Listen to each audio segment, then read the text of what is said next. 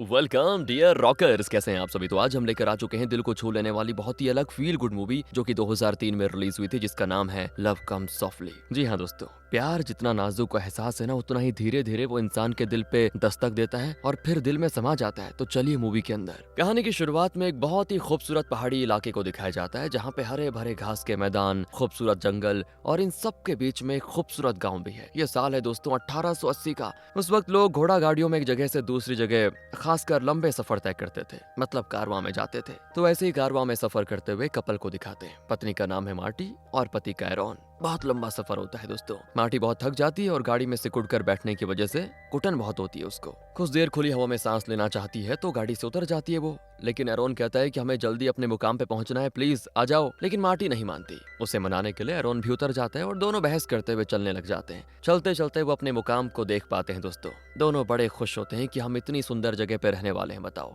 Actually क्या है ना, दोनों एक दूसरे से बहुत प्यार करते हैं। प्यार मतलब अलग लेवल का प्यार, लेकिन इनके घर वाले इनके रिश्ते के खिलाफ हैं, सख्त खिलाफ। इसलिए दोनों ने चुपके से शादी की और अपने घर और गांव को छोड़कर भाग आए। यहाँ पास के गांव में एरॉन का एक दोस्त रहता है जिसने यहाँ घर बसाने में इनकी मदद करने का वादा किया है। तो इसी उम्मीद में दोनों आए हुए हैं। वो आगे का सफर बड़े मजे से तय करते हैं दोस्तों। गांव के पास एक नदी किनारे अपना घर बनाने का फैसला करते हैं। अब उस जमाने में जहाँ जगह देखी, खुला मैदान देखा, वहाँ लोग घर बनाकर रह लेते थे। कोई खास पाबंदी भी नहीं थी शायद। तो दोनों प्लान करने लग जाते हैं कि ठीक है, यहाँ पे अपना बेडरूम होगा, यहाँ पे किचन होगा, वहाँ पे गाय भेड़ बकरियां, इस तरह सभी रहेंगे। अपने भविष्य को लेकर दोनों कई सारी उम्मीदें और सपने लेकर आए हुए होते हैं। उस रात दोनों घोड़ा गाड़ी में सो जाते हैं। अगले दिन दोस्तों एक घोड़ा कहीं चला गया होता है, तो एरॉन उसको ढूंढने जाता है। मार्टी भी साथ जाना चाहती है, लेकिन वो कहता है कि अरे यहीं आसपास होगा, मैं लेके आ जाऊंगा, तुम नाश्ता बना के तैयार रखो, मैं नहीं आया तो खा लेना, कहकर वो चला जाता है। जंगल में एक जगह वो अपने घोड़े को देख लेता है और उसे आवाज भी देता है, लेकिन वो वापस आने के बजाय दोस्तों और भागने लगता है। एरॉन दूसरे घोड़े पे तेजी से उसका पीछा करता है, पर एक जगह पे घोड़ा पत्थर से टकरा कर गिर जाता है। एरॉन भी बेचारा गिर पड़ता है और उसका सर एक बड़े पत्थर से जोर से टकरा जाता है। दूसरी ओर मार्टी नाश्ता बनाकर एरॉन के इंतजार में होती है, लेकिन यार कई घंटे हो जाते हैं, उसका पता ही नहीं चलता। देखते देखते 2 दिन बीत जाते हैं। मार्टी बहुत घबराई भी होती है कि क्या करूं, न जाने एरॉन को क्या हो गया, और ये जगह उसके लिए वैसे भी बिल्कुल नहीं होती है। तभी घोड़े की आहट सुनाई देती है। मार्टी बड़ी खुश होती है कि एरॉन लौट आया, लेकिन एरॉन नहीं आता, बल्कि उसका दोस्त बेन आता है जो यहीं गांव में रहता है, वो आया होता है। और यार यहाँ पे एक सेटबैक लगता है। वो एरॉन की लाश लेकर आया होता है दोस्तों, और बताता है कि लगता है 2 दिन पहले ही एरॉन की मौत हो गई थी। आज मैं जंगल से गुजर रहा था तो मैंने उसको देखा और लेके आ गया। मार्टी के तो पैरों तले जैसे जमीन खिसक जाती है। उसकी आंखों के सामने उसके सारे हसीन सपने टूटकर बिखरते हुए नजर आते हैं। बेचारी गाड़ी में बैठकर फूट फूट कर बहुत रोती है। तो बैन कहता है कि देखो, होने को कौन टाल सकता है, बताओ, तुम आज रात मैनेज कर लो, मैं गांव में जाकर पादरी को बुला लाऊंगा और कल एरॉन का फ्यूनरल कर देंगे, कहकर वो भी चला जाता है। अब उस रात क्या बताऊं दोस्तों आपको, मार्टी की मानसिक स्थिति ऐसी रहती है कि बस क्या बोले, शायद हम सोच भी नहीं सकते। उसके पति की लाश बाहर पड़ी होती है और मार्टी गाड़ी में बैठी बैठी रो रही है। उसका कल कैसा होगा कुछ समझ नहीं पाती वो। उसकी आंखों के सामने बिल्कुल अंधेरा छा जाता है। अगले दिन एरॉन का फ्यूनरल होता है। गांव वाले भी आते हैं और बैन की वाइफ, जिसका नाम सारा है, वो मार्टी को दिलासा देने की कोशिश करती है, लेकिन उसे पता है कि मार्टी के साथ जो हुआ वो किसी के साथ नहीं होना चाहिए था यार। खैर वो कहती है कि अब जाओ, तुम मुंह धोकर आ जाओ, फ्यूनरल का वक्त हो रहा है। मार्टी मुंह धोकर फ्यूनरल में हिस्सा लेती है और यहाँ पर एक चीज पता चलती है कि मार्टी प्रेग्नेंट भी है दोस्तों। उसकी कोख में एरॉन का बच्चा पल रहा है। तो सारा कहती है कि कुछ ही दिनों में जाड़े का मौसम शुरू हो जाएगा और बर्फ गिरने लगेगा। ऐसे में तुम वापस अपने गाँव नहीं जा पाओगी, क्योंकि उस मौसम में आसपास की चीजों को देखना भी बड़ा मुश्किल हो जाता है और यहाँ से कारवां भी नहीं निकलेगा। बसंत ऋतु में यहाँ से कारवां जाएगा, तुम उसमें चले जाना। पर मुश्किल यह है कि उस जमाने में गांव में एक अकेली औरत को कोई अपने घर में जगह नहीं देता था दोस्तों। अगर देता भी था तो लोग तरह तरह की बातें करते थे। तो सारा कहती है कि तुम सोच कर फैसला करो कि तुम्हें आगे क्या करना है। बेचारी मार्टी बड़ी दुखी होती है और एरॉन की कब्र पर बैठे आंसू बहाने के अलावा कुछ कर नहीं पाती। तब गांव का एक आदमी जो फ्यूनरल में हिस्सा लेने के लिए आया था ना, और उसने मार्टी और सारा की बातें सुनी थी, वो मार्टी से बात करता है। कहता है कि देखो, मैं तुम्हारे लिए एक अजनबी हूँ और मुझे नहीं पता कि जो मैं कहने वाला हूँ उसे इस वक्त कहना सही भी होगा या नहीं, लेकिन इसमें हम दोनों की भलाई है। मेरा वैसे कोई गलत इरादा नहीं है। क्या तुम मुझसे शादी करने को तैयार हो? इस आदमी का नाम है दोस्तों क्लार्क, और ये है अपनी कहानी का हीरो। वो मार्टी को बताता है कि मेरी एक बेटी है और मेरी वाइफ 2 साल पहले चल बसी, और मैं चाहता हूँ कि अगले 6 महीने के लिए, मतलब जब तक जाड़े का मौसम खत्म नहीं हो जाता, तुम मेरी बेटी की देखभाल करो, एक माँ का प्यार उसको दे दो, उसे अच्छे से पढ़ाओ, अच्छी आदतें सिखाओ, बदले में तुम मेरे घर में रह सकती हो और 6 महीने के बाद तुम वापस अपने गाँव चले जाना, बल्कि मैं तुम्हें छोड़ के आ जाऊंगा, मैं पैसे दे दूंगा जाने के लिए। लेकिन बिना शादी के क्लार्क मार्टी को अपने घर में जगह नहीं दे सकता दोस्तों, इसीलिए बस वो शादी की बात कर रहा है। और तो और पादरी कल ही गाँव से चला जाएगा और बसंत ऋतु में ही लौटेगा, इसीलिए उसके जाने से पहले इनको शादी करनी पड़ेगी, वरना मार्टी का यहाँ कोई ठिकाना नहीं रहेगा, उसका जीना मुश्किल हो जाएगा। बेचारी मार्टी बहुत सोचती है कि क्या करूं। यही नहीं, क्लार्क की बातों में उसे कोई ढोंग या बनावट नजर नहीं आती। उसने अपने दिल की बात एकदम साफ साफ कह दी थी यार, और मार्टी को उस पर विश्वास हो जाता है कि ये मेरे साथ कुछ बुरा नहीं करेगा। फिर भी वो थोड़ी कंफ्यूज होती है, लेकिन और कोई रास्ता ना पाकर शादी के लिए मान जाती है। अब अगले सीन में एक छोटी लड़की को दिखाते हैं जो एक लड़के की धुलाई कर रही होती है। तभी वहाँ पे क्लार्क आ जाता है और उस लड़की को पकड़ लेता है दोस्तों। असल में यही है क्लार्क की बेटी, नाम है मिसी।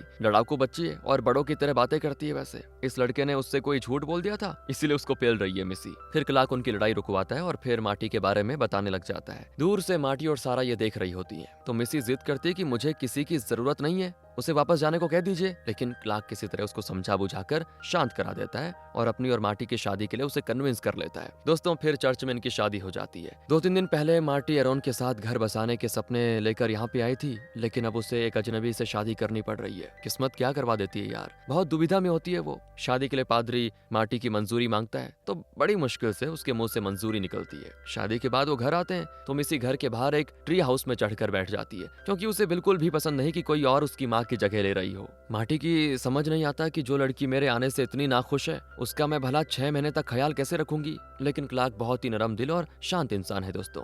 मार्टी से बहुत ही इज्जत से बात करता है, कहता है देखो ये है आपका कमरा, अगर किसी भी चीज की जरूरत हो तो मुझे बेझिझक बताइए। अब ये पहली रात थी तो उस रात मार्टी को नींद नहीं आती, क्योंकि इतनी जल्दी चीजें बदल गई उसकी लाइफ में। फिर वो सुबह देर से उठती है, वो कमरे से बाहर निकलती है तो मिसी उसको ताना मारती है कि मैंने अपनी जिंदगी में इतनी देर से उठने वाली औरत कभी देखी नहीं, मुझे तो लगा कि आप मर गई हैं। इस तरह अपनी उम्र से बढ़कर कुछ ज्यादा ही बातें करती है मिसी। तो क्लार्क कहता है कि मिसी किसी का दिल दुखाने जैसी बातें मत किया करो बेटा। वो मार्टी से कहता है कि हम मार्केट जा रहे हैं, आप एक काम कीजिए, आराम करते रहिए, मैंने नाश्ता बना के रखा हुआ है, आप खा लीजिए। वैसे मुझे उतनी बढ़िया कुकिंग तो नहीं आती, पर मैं जैसा भी है बना लिया, कहकर वो मिसी को लेकर गाड़ी में जाता है। अब भूख तो लगी भी थी मार्टी को तो वो अच्छे से खाती है, फिर अकेली झूले में बैठकर सोच में पड़ जाती है। यार एरोन को कैसे भूल सकती है दोस्तों, वो रात को बिस्तर पर लेटी हुई भी बहुत रो रही होती है। क्लार्क को उसका दर्द समझ में तो आता है, क्योंकि वो खुद अपनी वाइफ को भुला नहीं पाया अभी तक। लेकिन मिसी पूछती है ये पापा हमेशा रोती क्यों रहती है। तब क्लार्क कहता है कि बेटा जब दिल टूटता है ना तो आंखों में अपने आप आंसू आ जाते हैं, तुम अभी नहीं समझोगी।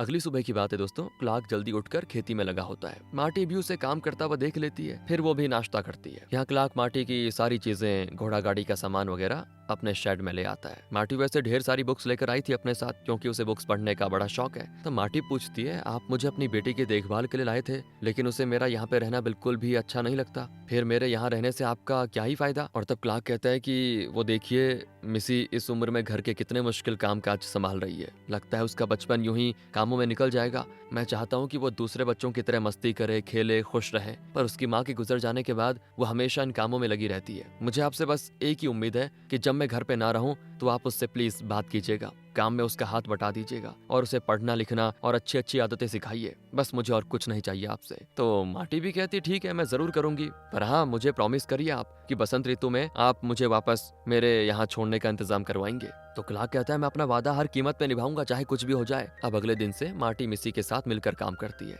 मिसी मार्टी को दूध वगैरह के बारे में सिखाती है तो मार्टी मिसी को पढ़ना लिखना। उस समय में लड़कियों की पढ़ाई को उतनी अहमियत नहीं दी जाती थी दोस्तों, उन्हें उतने स्कूल नहीं भेजा जाता था। खैर यहाँ पे मार्टी को दूध वगैरह के बारे में इतनी जानकारी नहीं थी तो मिसी कहती है हटिए आप, मैं कर लूंगी, वैसे आप इतनी बड़ी हो पर अभी तक दूध भी निकालना नहीं सीखा आपने, लगता है सोने की थाली में खाने वाले किसी बड़े परिवार से हैं आप। इस तरह दोस्तों मार्टी को ताने मारने का एक भी मौका नहीं छोड़ती वो, और इसी वजह से दोनों के बीच बात बात पे बहस भी होती है। एक और मिसी चिल्लाती है तो मार्टी भी चुप नहीं रहती, वो भी चिल्लाती है कि मुझे जो काम आएगा मैं वही तो करूंगी। अब उस रात की बात है, डिनर के वक्त भी दोनों मुंह फुलाकर बैठी होती है। क्लार्क को जरा हंसी भी आती है कि लगता है इन दोनों के बीच कोई कोल्ड वॉर चल रही है। वो बताता है कि कुछ दिनों के बाद बैन के घर में एक गेट टुगेदर पार्टी है, हमें भी जाना होगा। तो मिसी फिर मार्टी की टांग खींचती कि ये नहीं जाएंगी पापा, क्योंकि ये वहाँ किसी को जानती तो है नहीं, इन्हें घर पे रहकर कामकाज करने दीजिए। अब उसका मुंह तोड़ जवाब देने के इरादे से मार्टी कहती है कि नहीं नहीं मैं जरूर जाऊंगी। कुछ दिनों के बाद बाद अचानक एक सुबह मिसी गायब हो जाती है। मार्टी उसे पुकारती हुई शेड में जाती है तो वहाँ मिसी ऊपर छुपी होती है। दरअसल यहाँ पे स्कंक नाम का एक जानवर पाया जाता है। उसी को देखकर मिसी डर रही है,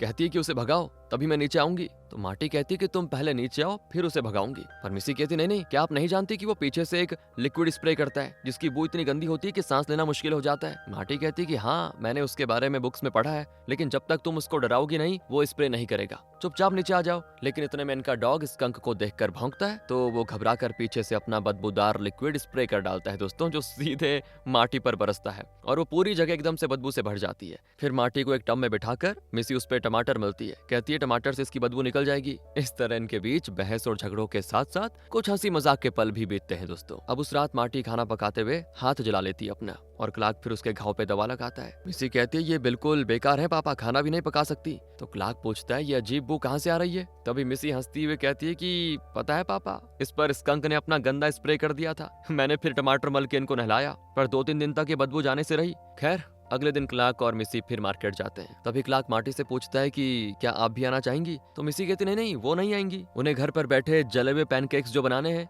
मैं तो पैनकेक्स भी बढ़िया बनाती हूँ और फ्राइड चिकन बनाना मेरी स्पेशलिटी है, समझी। इस तरह दोस्तों मार्टी को थोड़ा इंसल्ट करके मिसी क्लार्क के साथ चली जाती है मार्केट। और आज तो मार्टी भी जिद पकड़ लेती है कि मैं अब इससे भी बढ़िया फ्राइड चिकन बना के रहूंगी। उसके बुक्स में एक कुक बुक भी होती है जिसमें फ्राइड चिकन का रेसिपी देखकर वो कुकिंग करने का प्लान बनाती है। बड़ी मुश्किल से शेड से एक मुर्गी पकड़ लाती है, लेकिन इससे पहले वो उसे काटती वो बेचारी मुर्गी मतलब भाग जाती है। आखिर वो एक और मुर्गी को पकड़ती है, अब उसकी गर्दन मरोड़कर उसे मार डालती है दोस्तों। फिर उसे गर्म पानी में डालकर जैसे तैसे उसके पंख और बाल वगैरह उधेड़कर कुकिंग शुरू करती है।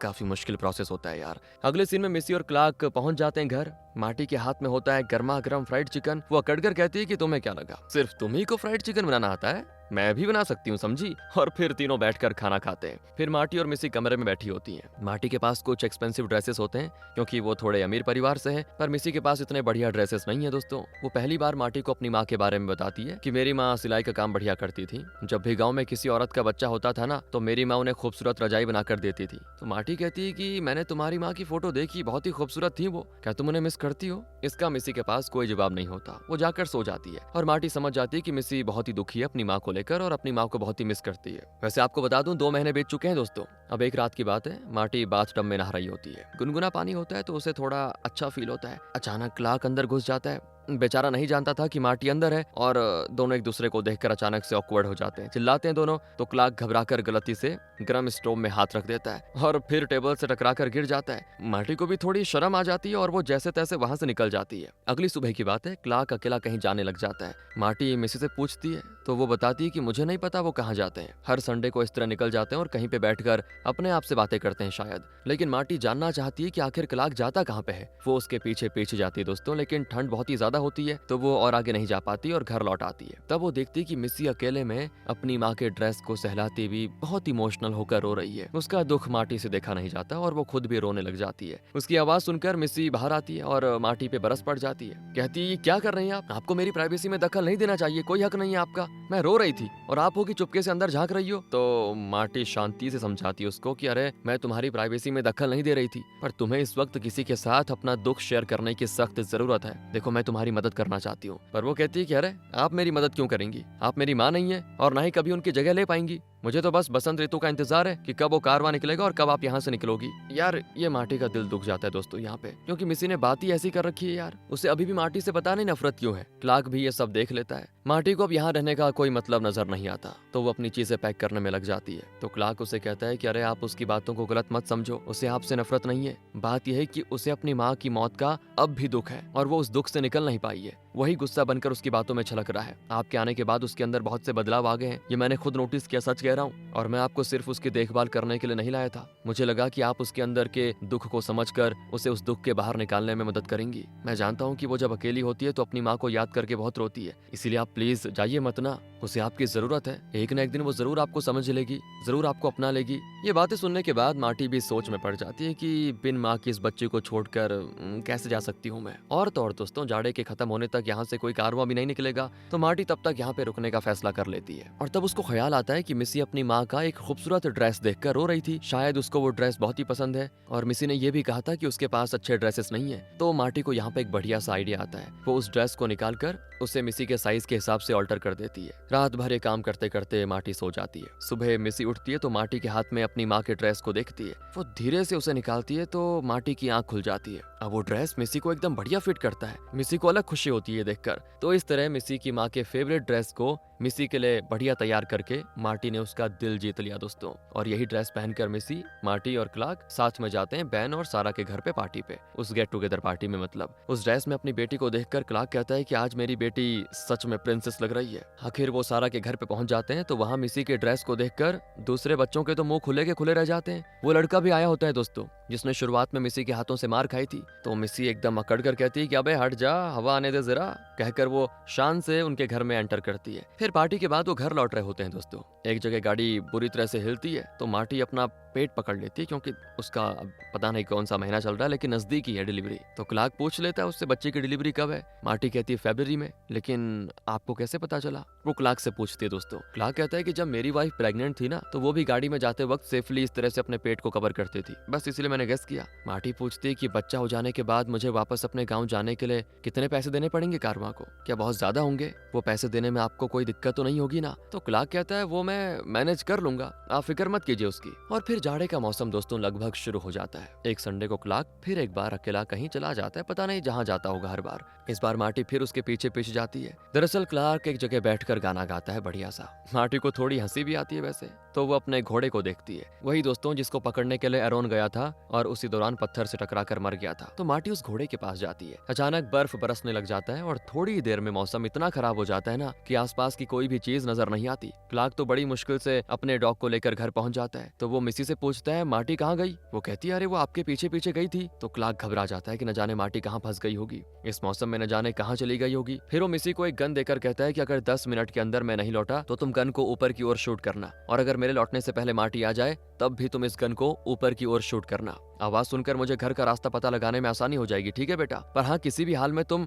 बाहर मत निकलना। कहकर दोस्तों वो मार्टी को ढूंढने बाहर निकलता है और तूफान इतना तेज होता है कि क्या बताऊं। क्लार्क मार्टी को जोर जोर से पुकारता है कि मार्टी कहाँ हो कहाँ हो, लेकिन वो आवाज भी सुनाई नहीं देती। इतना तेज तूफान चल रहा होता है। क्लार्क मार्टी को हर तरफ ढूंढता है, हर तरफ मतलब, और आखिर 10 मिनट के अंदर वो मार्टी को घोड़े के पास देख लेता है। बेचारी बहुत डरी भी होती है और सिकुड़ कर ठंड में बैठी होती है। क्लार्क उसे वापस ला रहा होता है। 10 मिनट हो जाने की वजह से मिसी गन को शूट करने लगती है और फिर क्लार्क उसी दिशा में चलने लग जाता है, लेकिन गन में बुलेट्स खत्म हो जाते हैं दोस्तों। इस वजह से क्लार्क फिर रास्ता भटक जाता है। वो जान ही नहीं पाता कि कहाँ जा रहा है। लेकिन मिसी बहुत ही समझदार बच्ची है। वो एक बड़ा सा बर्तन लाकर उसे जोर जोर से पीटती है और उस आवाज को सुनकर क्लार्क को दिशा मिल जाती है और वो सही सलामत मार्टी को लेकर घर आ जाता है। तो अब क्योंकि मार्टी ने गलती की थी वो आई नहीं घर जल्दी से। वो माफी मांगती इस चीज के लिए, कहती है उस घोड़े को देखकर मुझे एरोन की याद आ गई, मुझे उसके पास नहीं जाना चाहिए था, मेरी वजह से आपको भी तकलीफ हुई ना? तो क्लार्क कहता है नहीं नहीं ऐसी कोई बात नहीं है, अरे आप परेशान मत होइए। यहाँ से सीधे दोस्तों थैंक्स गिविंग के दिन को दिखाते हैं। क्लार्क एक टर्की बर्ड का शिकार करके आता है और उसे पकाकर मस्त डिनर किया जाता है। मिसी मार्टी से कहती है कि मुझे थैंक्स गिविंग से ज्यादा क्रिसमस अच्छा लगता है। वैसे आपके घर में क्रिसमस कैसे सेलिब्रेट किया जाता था?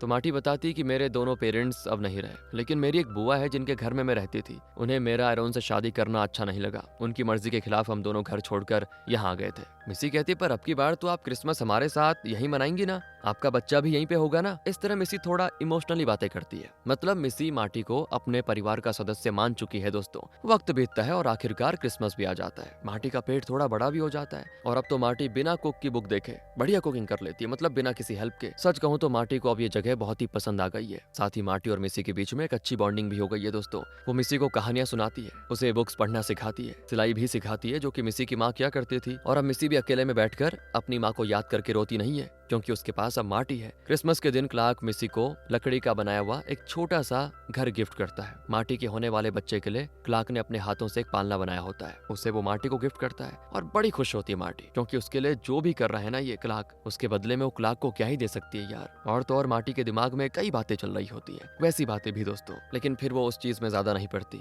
और सोचती है बच्चा होने के बाद मुझे यहाँ से वापस अपने गाँव जाना पड़ेगा, पर वहाँ अगर मैं गई तो मेरे बच्चे को एक पिता का प्यार नसीब नहीं होगा जो कि यहाँ मिल सकता है, क्योंकि क्लार्क उसे बच्चे का प्यार दे सकता है। ये सारी चीजें वो अपने दिमाग में सोचती है। खैर दोस्तों इसी बीच मिसी बहुत ही अच्छे से सिलाई करना सीख जाती है। अब ऐसे में मार्टी का लेबर पेन हो जाता है शुरू। वो क्लार्क से कहती है कि जल्दी से दाई को बुला दो, लेकिन दाई के आने तक बहुत देर हो जाएगी दोस्तों और मार्टी का दर्द भी बहुत बढ़ जाता है। तो क्लार्क कहता है कि मैं खुद तुम्हारी डिलीवरी करूंगा। मार्टी घबरा जाती है कि आप कैसे करेंगे? तो क्लार्क कहता है कि मुझे घोड़ों की डिलीवरी करने का एक्सपीरियंस है। तो मार्टी चिल्ला देती है कि पागल आदमी, घोड़ा और इंसान में फर्क नहीं होता क्या? प्लीज दाई को बुलाओ ना। इतने में मिस्सी भी कहती है, अरे मेरे पापा घोड़ों की डिलीवरी बढ़िया करते हैं, आप फिक्र मत कीजिए, आपकी भी वो करेंगे बढ़िया से। मार्टी रोती है कि हे भगवान, बाप बेटी मिलकर मेरे और मेरे बच्चे की जान लेकर ही छोड़ेंगे। उसे बड़ी शर्म भी आती है कि क्लार्क डिलीवरी करेगा। होता ये दोस्तों। तो क्लार्क कहता है, अरे शर्माने की क्या बात है इसमें, समझ लो मैं डॉक्टर हूँ और तुम्हारी मदद कर रहा हूँ, बस कुछ ज्यादा मत सोचो। तो मार्टी चिल्लाती, नहीं नहीं नहीं नहीं, ये नहीं हो सकता। और यहाँ से सीधे दिखाते हैं मार्टी के हाथ में उसका प्यारा सा बच्चा है दोस्तों।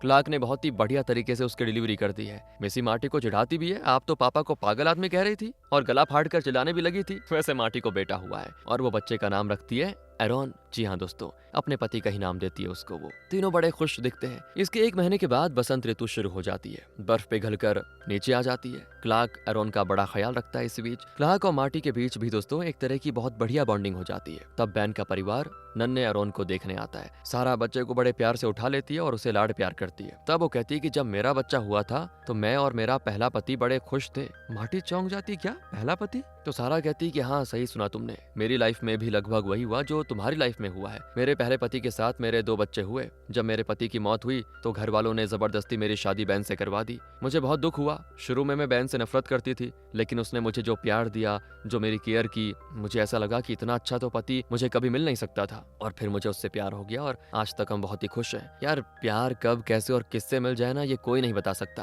लेकिन जब प्यार मिलता है तो उसे स्वीकार कर लेना चाहिए। मुझे वो प्यार अपनी दूसरी शादी से मिला, बैन से। इस तरह बच्चे को देखकर वो चले जाते हैं और सारा की बातों ने मार्टी के दिल की दुविधा को काफी हद तक कम कर दिया होता है। अब वो क्लार्क को खोना नहीं चाहती और फैसला करती है कि वो वापस अपने गांव नहीं जाएगी और यहीं क्लार्क और मिसी के साथ अपना जीवन व्यापन करेगी। इसके 1 महीने के बाद दोस्तों क्लार्क और मार्टी खेत में बीज बो रहे होते हैं। काम करते करते दोनों खेलने भी लग जाते हैं। मार्टी उसको जरा धक्का मारती है और वो गिर पड़ता है। मार्टी की हरकतों से वो जोर जोर से हंसता भी है और तभी मिसी कहती है कि पापा आप हंस रहे हो। और तब वो रियलाइज करता है कि अपनी वाइफ की मौत के 2 साल के बाद आज वो जी खोल के हंसा। वो मार्टी को चिढ़ाने लग जाता है, छेड़ने लगता है। मिसी के जाने के बाद वो मार्टी के करीब भी आता है दोस्तों, उसे किस करने वाला होता है। लगता है मार्टी भी पास आ रही है, लेकिन अचानक कहती है एरॉन रो रहा है, मुझे जाना होगा। क्लार्क को लगता है कि शायद मार्टी के मन में उसके लिए वैसी फीलिंग्स नहीं है और शायद वो अपने गांव जाने का फैसला कभी बदलेगी नहीं। पर वो नहीं जानता ना, मार्टी तो अंदर जाकर स्माइल करती है, ब्लश करती है। वो भी क्लार्क को चाहती है, लेकिन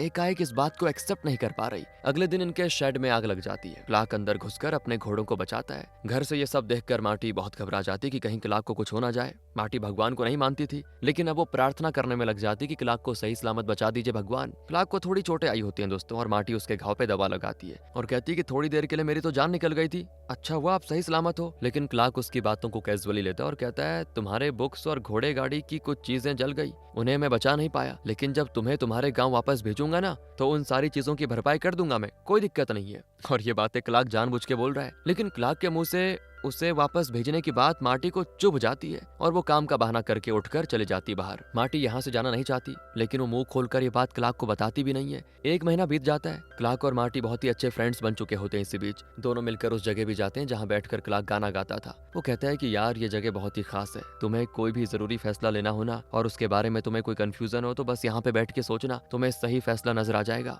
ये कहकर क्लार्क उठकर चला जाता है। मार्टी अपनी आंखें बंद करती है और अपनी लाइफ में हुई घटनाएं उसके सामने एक फ्लैश की तरह दिखती हैं। मार्टी ने एरॉन से प्यार किया, उसके साथ जिंदगी बिताने यहाँ पे आई, लेकिन उसकी मौत हो गई और फिर मार्टी को इस परिवार में जगह मिली, प्यार मिला। अब वो इस परिवार को, इस प्यार को छोड़कर नहीं जाना चाहती यार। सीधे सीधे अपने दिल की बात बताने में शर्माती भी है, इसीलिए एक लेटर के जरिए ये बात वो क्लार्क को बताना चाह रही है। वो लेटर में लिखती है कि डियर क्लार्क, कारवां बहुत ही जल्दी यहाँ से रवाना होगा और मैं उसमें जाना नहीं चाहती, मुझे यहीं रुकने को कहो ना।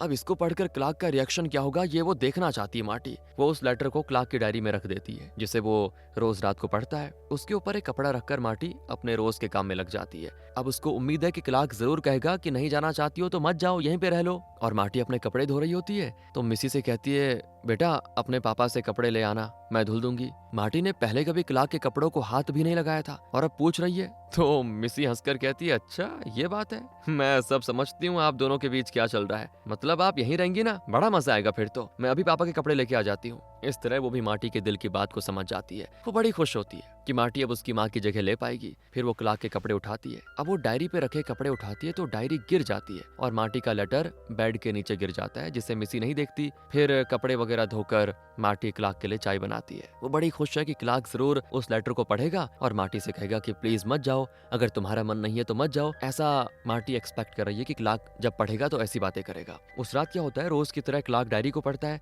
लेकिन वो कुछ खास रिएक्ट नहीं करता। तो मार्टी को फिक्र होती है कि मेरा लेटर पढ़कर भी ये कुछ कह क्यों नहीं रहा। क्लार्क कहता है, कल मैं बैन के घर जा रहा हूँ, उनके घोड़े की डिलीवरी करवानी है, तुम भी चलना चाहती हो तो चलो। तो मार्टी कहती, नहीं मुझे वापस जाने के लिए चीजें पैक करनी है ना, आप जाइए। दरअसल मार्टी तो ये सब जानबूझ के कह रही है, वो बस क्लार्क का रिएक्शन देखना चाहती है उसके जाने वाली बात पर। लेकिन क्लार्क कहता है, ठीक है मैं मिसी से कह दूंगा, वो तुम्हारी मदद कर देगी पैकिंग में। और ये कहकर वो चला जाता है। अब यहाँ दोस्तों गड़बड़ हो गई। मार्टी का दिल दुख जाता है कि ये मुझे रोकने के लिए कह क्यों नहीं रहा है। इसलिए मार्टी ने अटल फैसला ले लिया है कि वो यहाँ से जाके ही रहेगी, यहाँ पे नहीं रहेगी। वो परेशान हो जाती है यार कि मेरा लेटर पढ़कर भी मुझे रुकने के लिए नहीं बोल रहा, बताओ यार। और यहाँ दूसरी ओर क्लार्क मिसी से कहता है कि अरे मार्टी तो यहाँ से जाने का फैसला कर चुकी है, अब उसकी चीजें पैक कर दो, तुम मदद कर दो उसकी। तो मिसी क्लार्क से कहती है, आप उनको रोक क्यों नहीं रहे हो, उनको जाने मत दीजिए ना। इस तरह क्लार्क से नाराज होकर वो भाग जाती है। अब ये देखकर मार्टी को और दुख होता है। आखिर मार्टी को विदा करने का वक्त आता है दोस्तों।